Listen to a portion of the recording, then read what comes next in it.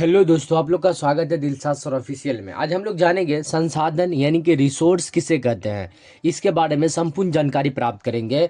देखिए, ये चैप्टर बहुत इंपॉर्टेंट चैप्टर है, खास करके मैट्रिक बोर्ड परीक्षा के लिए, क्लास 10th के लिए ये चैप्टर बहुत ज़्यादा इंपॉर्टेंट है।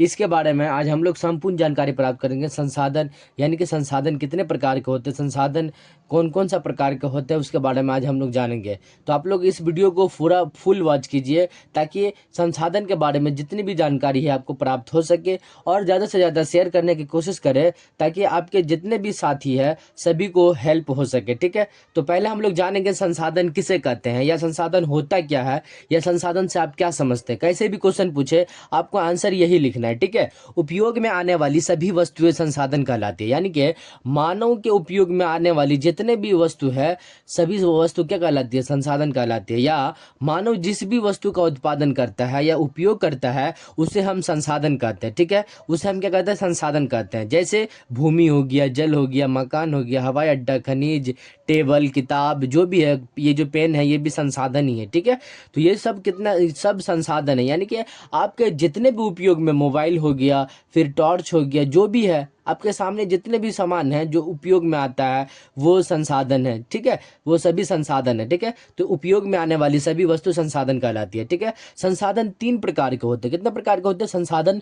तीन प्रकार के होते हैं। देखिए, संसाधन यानी कि रिसोर्सेज कितने प्रकार के होते हैं? तीन प्रकार के। पहला प्राकृतिक यानी कि नेचुरल, दूसरा मानव निर्मित, ठीक है, मानव निर्मित संसाधन, और तीसरा मानव संसाधन यानी कि प्राकृतिक संसाधन, मानव निर्मित संसाधन और मानव संसाधन। मानव निर्मित संसाधन जो मानव के द्वारा बनाया जाता है उसे मानव निर्मित संसाधन, और मानव खुद एक संसाधन है, यानी कि आप लोग मानव जो है एक खुद संसाधन है। ठीक है, प्राकृतिक संसाधन आप इसके बारे में हम लोग जानेंगे, प्राकृतिक संसाधन किसे कहते हैं और मानव निर्मित संसाधन किसे कहते हैं और मानव संसाधन किसे कहते हैं।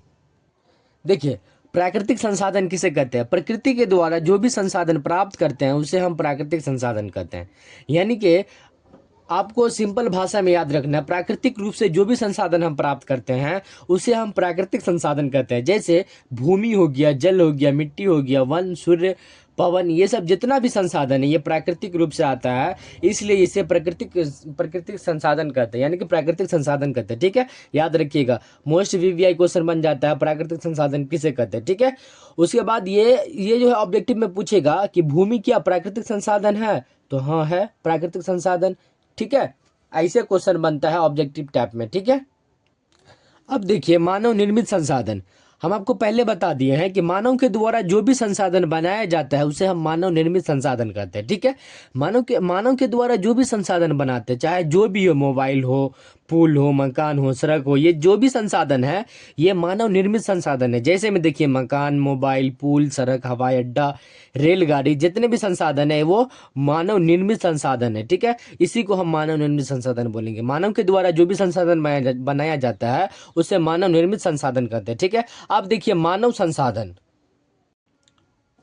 देखिए, मानव संसाधन, मानव खुद एक संसाधन है। हमको हम पहले बता दिए थे कि मानव जो है खुद संसाधन है जो अपने शरीर या दिमाग का इस्तेमाल करके संसाधन का निर्माण करते हैं। ठीक है, देखिए मानव जो है वो अपने शरीर या दिमाग का इस्तेमाल करके क्या करता है, संसाधन का निर्माण करता है। जैसे मजदूर जो अपने दिमाग का इस्तेमाल करके घर बनाता है कि नहीं, लेबर जो भी है घर बना देता है। उसके बाद गायक जो है अपने दिमाग का इस्तेमाल और अपने आवाज़ के हिसाब से आप क्या सिंगर बनता है कि नहीं, गाना गाता है। वकील साहब हो गया, ये भी अपने दिमाग से वकील साहब बनते हैं। शिक्षक, उसके बाद इंजीनियर आदि, ये सब जितना भी है ये मानव संसाधन है। ठीक है, मानव खुद एक संसाधन है जो अपने शरीर या दिमाग का इस्तेमाल करके संसाधन का निर्माण करता है, उसे हम मानव संसाधन कहते हैं। जैसे मजदूर, गायक, वकील, इंजीनियर आदि। ठीक है, अब देखिए हम लोग संसाधन का वर्गीकरण करते हैं। ठीक है, देखिए प्राकृतिक संसाधन को जो है हम चार भागों में बांटते हैं। चार भाग में बांटते हैं। ठीक है, पहला उत्पत्ति के आधार पर। देखिए, उत्पत्ति के आधार पर संसाधन दो प्रकार के होते हैं, जैव संसाधन और अजैव संसाधन। ठीक है, जैव और अजैव संसाधन को हम मतलब उत्पत्ति के आधार पर रखते हैं, ठीक है। उसके बाद दूसरा है उपयोगिता के आधार पर। उपयोगिता के आधार पर संसाधन भी दो प्रकार के होते हैं, पहला नवीकरणीय संसाधन और दूसरा अनवीकरणीय संसाधन, ठीक है। याद रखिएगा, नवीकरणीय और अनवीकरणीय, ठीक है। अब देखिए तीसरा स्वामित्व के आधार पर। यहाँ पे देखिए तीसरा जो है स्वामित्व के आधार पर संसाधन चार प्रकार के होते हैं, व्यक्तिगत संसाधन, दूसरा सामुदायिक संसाधन, तीसरा राष्ट्रीय संसाधन और चौथा अंतरराष्ट्रीय संसाधन। याद रखिएगा, स्वामित्व के आधार पर संसाधन कितने प्रकार के होते हैं, तो व्यक्तिगत संसाधन, सामुदायिक संसाधन, राष्ट्रीय संसाधन और अंतरराष्ट्रीय संसाधन, चार प्रकार के, ठीक है। उसके बाद विकास के आधार पर, तो विकास के आधार पर भी संसाधन चार प्रकार के होते हैं, पहला संभावित संसाधन, दूसरा विकसित संसाधन और तीसरा भंडार संसाधन और चौथा जो है संचित कोष संसाधन, ठीक है। ये सब जितना भी है ये सब विकास के आधार पर संसाधन है, ठीक है। तो यानी कि संसाधन को कितने भागों में बांटा गया, प्राकृतिक संसाधन को, तो चार भागों में, पहला उत्पत्ति के आधार पर, दूसरा उपयोगिता के आधार पर, तीसरा स्वामित्व के आधार पर और चौथा जो है विकास के आधार पर। अब हम लोग पहले उत्पत्ति के आधार पर जो जैव संसाधन है और जैव संसाधन है उसके बारे में जानेंगे, उसके बाद नवीकरणीय संसाधन और अनवीकरणीय संसाधन के बारे में जानेंगे, ठीक है। तो पहले हम लोग जान लेते हैं उत्पत्ति के आधार पर संसाधन दो प्रकार के होते हैं, पहला जैव संसाधन और दूसरा अजैव संसाधन।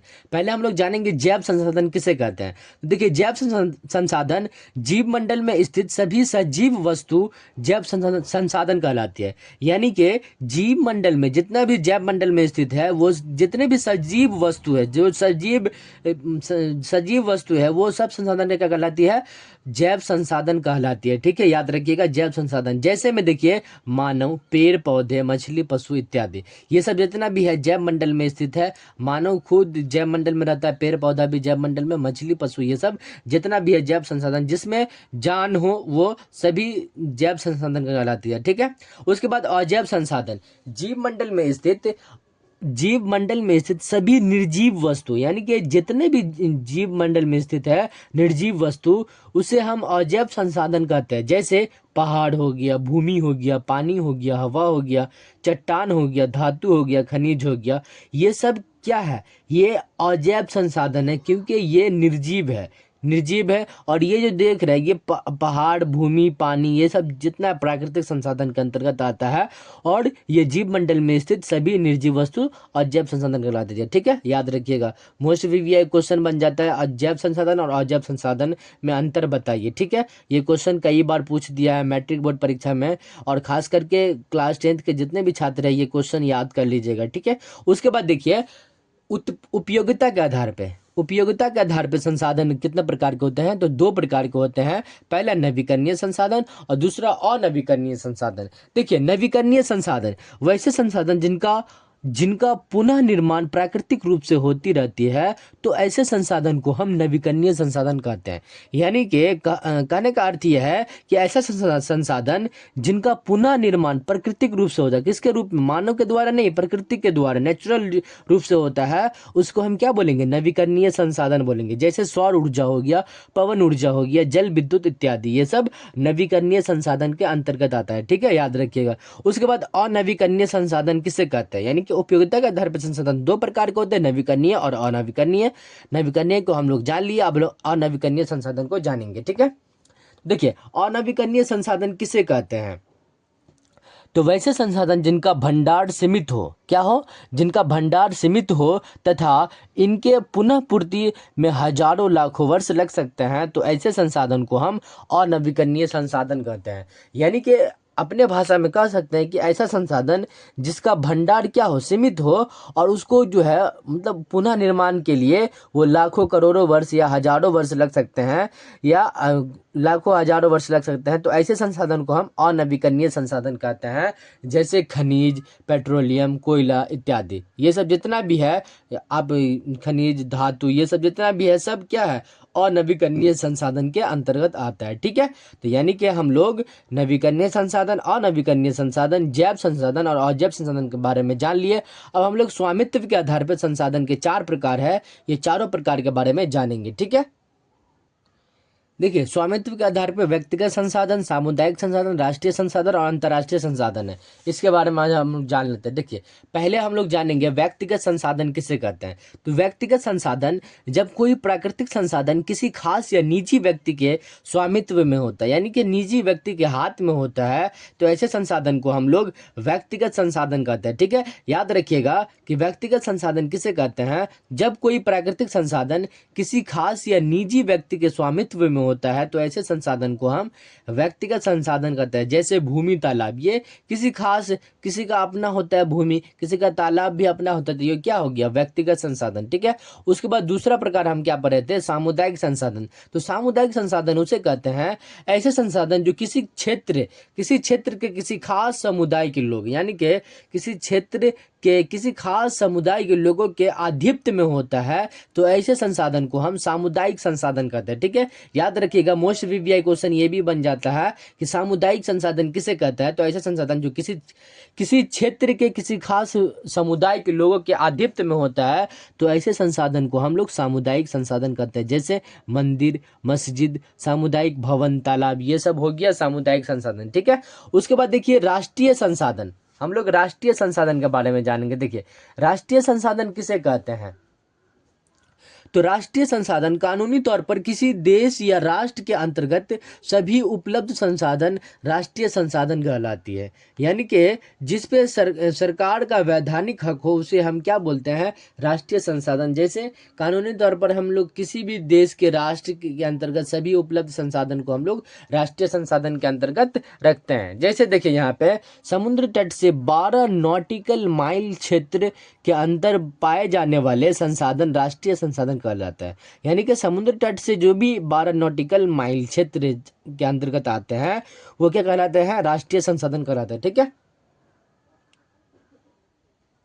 अब देखिए अंतर्राष्ट्रीय संसाधन किसे कहते हैं। देखिए, अंतर्राष्ट्रीय संसाधन किसी देश की तट रेखा से 200 नॉटिकल माइल की दूरी के आगे का क्षेत्र अंतर्राष्ट्रीय संसाधन कहलाते हैं। यानी कि किसी देश की तट रेखा मतलब समझ रहे हैं, समुद्र से सटा हुआ जो भी है, 200 नॉटिकल माइल के दूरी के आगे का क्षेत्र अंतर्राष्ट्रीय संसाधन कहलाती है। ठीक है, उसके बाद देखिए हम लोग ये क्या बोलते हैं, स्वामित्व के आधार पर संसाधन के प्रकार पढ़ लिए, व्यक्तिगत संसाधन, सामुदायिक संसाधन, राष्ट्रीय संसाधन और अंतर्राष्ट्रीय संसाधन। अब हम लोग विकास के आधार पर संसाधन को 4 भागों में बांटा गया, उसके बारे में भी, संभावित संसाधन, विकसित संसाधन, भंडार संसाधन और संचित कोष संसाधन। ठीक है, तो देखिए पहले हम लोग जानेंगे संभाव्य संसाधन। संभाव्य संसाधन किसे कहते हैं, संभाव्य संसाधन ऐसे संसाधन जो किसी क्षेत्र विशेष में मौजूद होते हैं तथा उपयोग में लाए जाने की संभावना रहती है, परंतु इसका सही रूप से विकास नहीं हो पाया, ऐसे संसाधन को हम लोग संभाव्य संसाधन कहते हैं। ठीक है, यानी कि इसकी संभावना है, भविष्य में इसकी संभावना है कि ये संसाधन हो सकता है, तो ऐसे संसाधन को हम क्या बोलेंगे, संभाव्य संसाधन। जैसे राजस्थान का मतलब गुजरात का पवन ऊर्जा, ये सब जो है संभावना है कि ये आगे कुछ वर्षों में इसका उत्पादन हो सकता है। ठीक है, उसके बाद विकसित संसाधन किसे कहते हैं। देखिए, ऐसे संसाधन जिनका उपयोग हेतु मात्रा एवं गुणवत्ता का निर्धारण हो चुका है तथा वर्तमान में प्रयोग में भी लाए जाते हैं। यानी कि ऐसा संसाधन जिसका उपयोग वर्तमान समय में हो चुका हो और वो वर्तमान में उसका प्रयोग में भी लाया, जैसे चट्टान हो गया,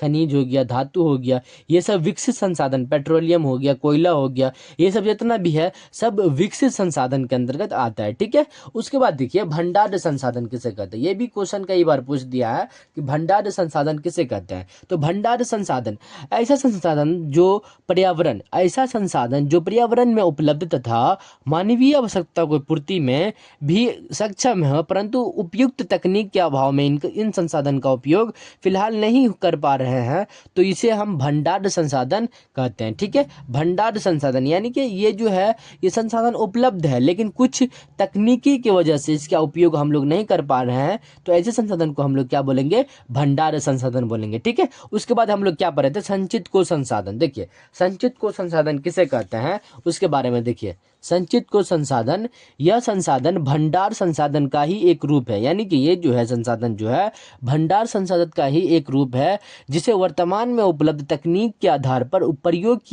प्रयोग में लाया जा सकता है। ठीक है, यानी कि इसका उपयोग जो है हम लोग वर्तमान में उपलब्ध तकनीक के आधार पर इसका प्रयोग लाया जा सकता है, परंतु इनका तत्काल उपयोग प्रारंभ नहीं हुआ है, इसे भविष्य की पूंजी मानकर सुरक्षित रखा गया। यानी कि ये जो है ऐसा संसाधन है जो वर्तमान समय में इसका उपयोग नहीं करते हैं, लेकिन इसको जो है भविष्य में जो है इसको सुरक्षित रखा जाता है। तो ऐसे संसाधन को हम लोग संचित को संसाधन कहते हैं। ठीक है, याद रखिएगा कि यह संसाधन भंडार संसाधन का ही एक रूप है, जिसे वर्तमान में उपलब्ध तकनीक के आधार पर प्रयोग में लाया जा सकता है, परंतु इनका तत्काल उपयोग प्रारंभ नहीं हुआ है, इसे भविष्य की पूंजी मानकर सुरक्षित रखा जाता है। तो ऐसे संसाधन को हम लोग संचित कोष संसाधन कहते हैं। तो ये था संसाधन की संपूर्ण जानकारी, यानी कि रिसोर्सेज का जितने भी क्वेश्चन बनता है रिसोर्सेज से, यानी कि संसाधन से